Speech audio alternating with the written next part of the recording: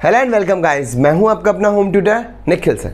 तो चलिए बात करते हैं एक और एग्जांपल के बारे में हमारी आज की क्लास में, जो कि मैं लेने वाला हूं डी इक्वल से पेज नंबर 4.16 इलस्ट्रेशन नंबर 19। लेकिन उससे पहले मैं आपको ये बता दूं कि हमने अपनी लास्ट क्लासेस में ये पढ़ा था कि सबसे पहले हमें सेक्रीफाई रेशियो को आइडेंटिफाई करना है।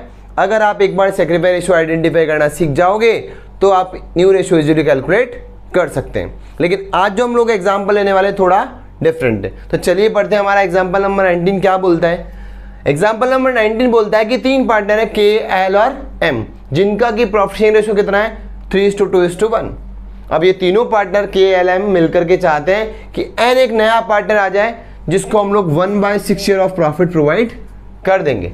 इसके अलावा क्वेश्चन में एडिशनल इंफॉर्मेशन भी गिवन है, तो चलिए इसको भी पढ़ लेते हैं। आगे लिखा हुआ है it is agreed that M would remain his original share, यानी नए पार्टनर के आने से पुराने वाले पार्टनर जो कि एम को थोड़ा फियर हो रहा है, ये चाहता है कि मेरा जो शेयर है ना उसमें से कोई भी सेक्रीफाइस नहीं होना चाहिए, क्योंकि इसको अपना ओरिजिनल शेयर ही प्रॉफिट का रखना है। इसको लग रहा है कि नया पार्टनर आएगा तो मेरा प्रॉफिट कम ना हो जाए, तो इसने क्या बोल दिया कि भाई मेरा जो शेयर है बेसिकली उसमें कोई भी छेड़छाड़ नहीं होने चाहिए। इसका मतलब कि n का जो शेयर है 1/6 वो तो हमें इसको देना ही देना पड़ेगा, साथ साथ में इसका शेयर भी क्या होना चाहिए, चेंज नहीं होना चाहिए। तो इसका शेयर भी हम लोग क्या कर देंगे, m को प्रोवाइड करवा देंगे। तो किस तरह से इसको सॉल्व करना है तो चलिए देखते हैं। तो सबसे पहले इस तरह के क्वेश्चन में हम लोगों को क्या करना पड़ेगा, न्यू रेशियो कैलकुलेट करना पड़ेगा। न्यू रेशियो किस तरह से कैलकुलेट करेंगे। अब हमारे पास सबसे पहले क्वेश्चन में क्योंकि प्रॉफिट मैंने आपको बताया था गिवन नहीं है, तो हम लोग अज्यूम कर लेंगे let the profit of the firm, मैंने क्या किया प्रॉफिट ऑफ द फर्म मान लिया कि कंपनी ने, मान लेता हूं 1 रुपीज का प्रॉफिट अर्न किया। तो अगर कंपनी 1 रुपीज का प्रॉफिट अर्न करेगी तो मैंने आपको पहले भी समझाया था कि अगर हमारे घर में कोई नया मेहमान आता है तो सबसे पहले हमें उसको ही क्या करना पड़ता है, वेलकम करना पड़ता है। तो जो भी प्रॉफिट आया उसमें से पहले वेलकम किसका होगा, नए पार्टनर का। तो अगर हम लोगों ने फर्म का प्रॉफिट 1 रुपीज माना है तो 1 रुपीज जो भी प्रॉफिट आया उसमें से सबसे पहले किसको देना पड़ेगा, एन को, क्योंकि एन क्या है, नया पार्टनर। तो मैं क्या लिखता हूं, रिमेनिंग प्रॉफिट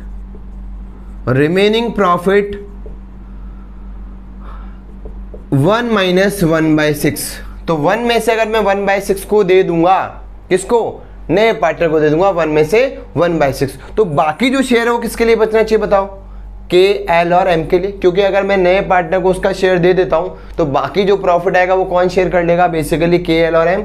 लेकिन यहाँ पे एक कंडीशन और गिवन है। क्या गिवन है, एम बोलता है कि मेरा ओरिजिनल शेयर भी चेंज नहीं होना चाहिए। तो पहले बात करते हैं एम का शेयर था कितना। तो एम का शेयर कितना है, 1 डिवाइड बाई तीनों का टोटल कितना है 3 और 2 5 और 1 6, यानी 1/6 शेयर जो किसका है हमारे पास, एम का है। वो भी चाहता है कि उसका शेयर भी चेंज नहीं होना चाहिए। तो हम लोग क्या करते हैं, 1 में से 1/6 नए पार्टनर का भी निकाल देते हैं अलग, और एम का भी अलग निकाल देते हैं, क्योंकि एम को भी मुझे कितना देना है, 1/6 देना है। अब बताओ कि अगर मैंने एन को भी पे कर दिया और एम को भी पे कर दिया, तो ये जो रिमेनिंग शेयर बचेगा माइनस करने के बाद वो किसके लिए बचेगा, के और एल के लिए। तो मैं क्या लिख रहा हूं, रिमेनिंग प्रॉफिट फॉर के एंड एल, यानी अब जो प्रॉफिट बचेगा उसको के और एल आपस में डिस्ट्रीब्यूट कर लेंगे। और किस रेशो में डिस्ट्रीब्यूट करेंगे, जो कि इनका पुराना रेशो है। क्या रेशो इनका पुराना, 3:2। तो चलिए इसको सॉल्व कर लेते हैं। तो रिमेनिंग प्रॉफिट निकाल लेते हैं, एम और एन को पे करने के बाद के और एल के लिए कितना बच जाएगा। तो इनका एलसीएम ले लेते हैं हम लोग। कितना एलसीएम आ रहा है इसका, 6 6 1 6 हो जाएगा, माइनस ये जाएगा 1 - 1, कितना रह गया बताओ, ये हो गया हमारा 6 में से 2 माइनस करो 4/6। तो 4/6 रिमेनिंग प्रॉफिट किसके लिए बचा, के और एल के लिए। तो इस तरह से हम लोगों ने m का भी रेशो निकाल दिया 1/6 और m का भी निकाल दिया। अब जो हमारे पास प्रॉफिट बचा है 4/6, मैंने आपको बताया था कि 4/6 के यहाँ 2 टुकड़े होने वाले हैं, यानी 4/6 को कौन कौन लेने वाला है बताओ, एक तो k लेने वाला है और l लेने वाला है। लेकिन दोनों के पास ऑब्वियस सी बात है 4/6 तो पूरा आएगा नहीं, क्योंकि टोटल मिलाकर 4/6 है। तो 4/6 के सामने लिखो और 4/6 इसके सामने लिख लो। मैंने आपको इसका कॉन्सेप्ट पहले भी क्लासेस में समझा दिया है। तो 4/6 का कितना रेशो, 3/5, तो किसको मिल जाएगा, के को, और 2/5 किसको मिल जाएगा, एल को। तो रिमेनिंग प्रॉफिट जो भी बचा था वो मैंने किस में डिवाइड कर लिया, दोनों पार्टनर में। किस रेशो में पार्टनर में डिवाइड करना है, 3:2 में, जिसमें वो पुराने पार्टनर थे। अगर इक्वली बोलता तो मैंने आपको पहले भी समझाया, इक्वली बोलता तो 1/2 इसको देता और 1/2 इसको देता।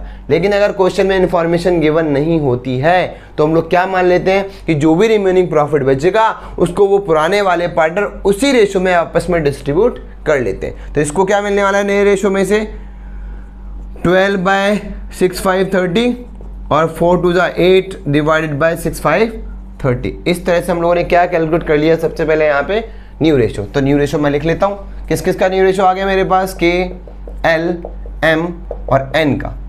के का रेशो कितना आया बताओ नया रेशो, 12/30। एल का कितना आया, 8/30। और एम का हम लोगों ने ओरिजिनल रेशो छोड़ दिया था कितना, 1/6। और एन को भी कितना दे देते हैं हम लोग, 1/6। तो ये क्या निकल गया, न्यू रेशो। लेकिन मैंने आपको क्या समझाया था कि सभी का एलसीएम सेम होना चाहिए।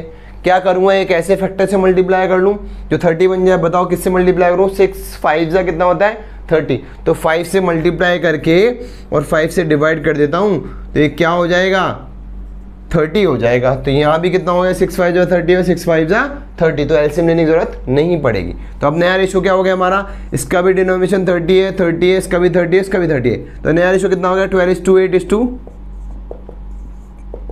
और ये 5 × 1 कितना हो गया 5, और ये भी कितना हो गया 5। तो क्या निकाल लिया मैंने, न्यू रेशो निकाल लिया। किस किस का न्यू रेशो निकाला बताओ मैंने न्यू रेशो निकाला के, एल, एम और एन का, जिसमें हमारा जो कौन पार्टनर है एम, उसका शेयर जो पहले था 1/6, अभी भी वो 1/6 ही है। कितना है अभी भी, 1/6 नजर आ रहा है आपको, 1/6। इनका टोटल कितना है, 5 डिवाइड बाय कितना करोगे 30। तो 5/30 का मतलब कितना हो गया, 1/6 से तो हो गया। इसका मतलब एम का जो पहले शेयर था वही शेयर अब है। तो क्या कर लिया हम लोगों ने, न्यू रेशो कैलकुलेट कर लिया।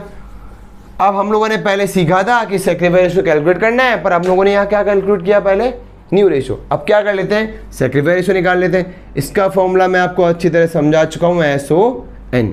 अब ध्यान रखना, सेक्रीफाइस कौन करेगा, जब नया पार्टनर आता है तो तीनों पार्टनर सेक्रीफाइस करते हैं। बताओ एन अगर हमारा पार्टनर आया था तो सेक्रीफाइस के, एल और एम तीनों को करना चाहिए था, पर एम ने मना कर दिया था कि भाई मैं सेक्रीफाइस नहीं करूंगा, मुझे जो पहले मिल रहा था वही अब मिलना चाहिए। तो सेक्रीफाइस केवल कौन करेगा, के और एल। तो सेक्रीफाइस रेशो मैं किसका निकाल रहा हूँ, केवल सेक्रीफाइस रेशो निकालूंगा के का और सेक्रीफाइस रेशो निकालूंगा एल का। लिख लेते हैं ओल्ड रेशो, पहले इसका लिख लेते हैं 3/, टोटल कितना दिख रहा है आपको 6। के का तो हो गया 3/6, एल का कितना हो गया 2 डिवाइड बाय 3 का टोटल कितना हो गया 2/6। तो ये तो लिख दिया मैंने ओल्ड रेशो, माइनस का साइन लगा लेते हैं और न्यू रेशो देख लेते हैं। न्यू रेशो किसका देखना है मुझे, के और एल का सर। तो के का न्यू रेशो कितना था 12/30 और एल का कितना था 8/30। तो लिख लेता हूँ 12/30 और 8/30। तो इसको एलसीएम ले लेते हैं हम लोग फटाफट से। इसका एलसीएम कितना दिख रहा है आपको, 30 आ गया। तो 6 5 जा 30 और 5 3 जा कितना हो गया 15 - 12। इसको भी सॉल्व कर लेते हैं, एलसीएम कितना हो गया 30। फिर 6 5 जा 30, 5 2 जा कितना हो गया 10, 10 - 8।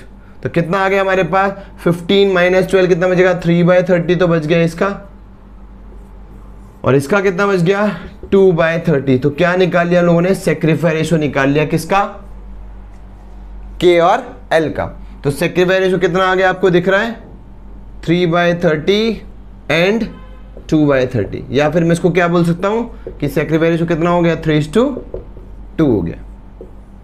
तो जिस तरह से आपने देखा, पहले हम लोगों ने क्या निकाल लिया न्यू रेशो, फिर हम लोगों ने क्या कैलकुलेट किया है सेक्रीफाइस रेशो। अब अगर आप ध्यान देंगे तो आपको यहाँ समझ में आएगा कि जो इनका ओल्ड रेशो था पहले, वही इनका क्या दिख रहा है आपको, सेक्रीफाइस रेशो दिख रहा है। ये मैंने आपको पहले ही बताया था, क्वेश्चन में इंफॉर्मेशन नहीं थी कि एन के बाद ये दोनों पार्टनर किस तरह से सेक्रीफाइस करेंगे। तो हम लोग क्या मानते थे कि जिनका ओल्ड रेशो 3:2 था वही उनका क्या हो जाता है, हमेशा सेक्रीफाइस रेशो हो जाता है, जो हमने प्रूफ करके भी यहाँ पे देख लिया है। अब हम लोग एक स्पेशल क्वेश्चन के साथ मिलने वाले हैं अपनी आने वाली क्लास में। तो चलिए मिलते हैं नेक्स्ट क्लास में।